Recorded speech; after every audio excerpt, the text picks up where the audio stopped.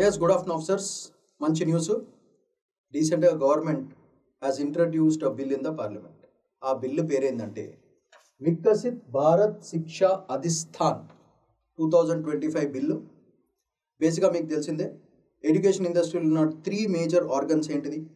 ఒకటేమో university grants commission, UGC అంటారు. ఇంకోటి AICTE, all India council for technical education, AICTE. ఇది కాకుండా national teachers council, national council for teachers education. ఈ 3 ప్రీవియస్గా ఉన్న రెగ్యులేటరీ ఆర్గనైజేషన్స్.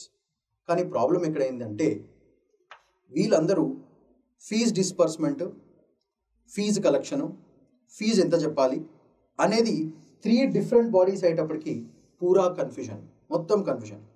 సో ఒకళ్ళు ఇస్తారు, ఒకళ్ళు తీసేస్తారు. అందుకే ఇవన్నీ వద్దురా అబ్బాయి అని గవర్నమెంట్ ఏం చేసిందంటే ముగ్గురిని సైడ్ ట్రాక్ చేసింది. అంటే ఈ యూజీసీ కమిషన్ వాళ్ళని, ఏఐసిటి వాళ్ళని అండ్ ఎన్సిటిఈ వాళ్ళని అందరినీ కూర్చోబెట్టి మీరు ఇప్పటి నుంచి మీ పని ఒకటే, your work is to only regulate. అంటే ఏంటి? యూనివర్సిటీస్ యొక్క క్వాలిటీ ఎట్లా ఉంది, టీచర్స్ యొక్క క్వాలిటీ ఎట్లా ఉంది, స్టాండర్డ్స్ ఎట్లా ఉన్నాయి అనేది మీ పని. ఫీజు ఎంత ఉంది మీరు డిసైడ్ చేయొద్దు, ఫీజు కలెక్షన్ మీరు డిసైడ్ చేయొద్దు.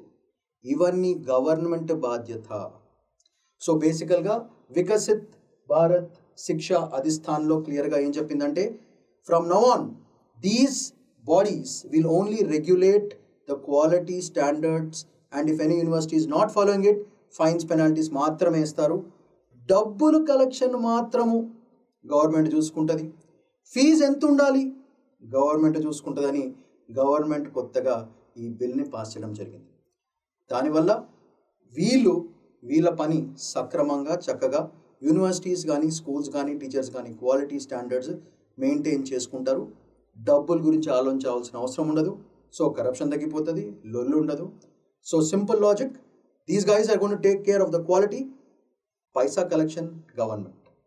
That concept is Viksit Bharat Shiksha Adhishthan 2025 bill. ఖచ్చితంగా ప్రిలిమ్స్లో క్వశ్చన్ వస్తుంది. Be ready for it.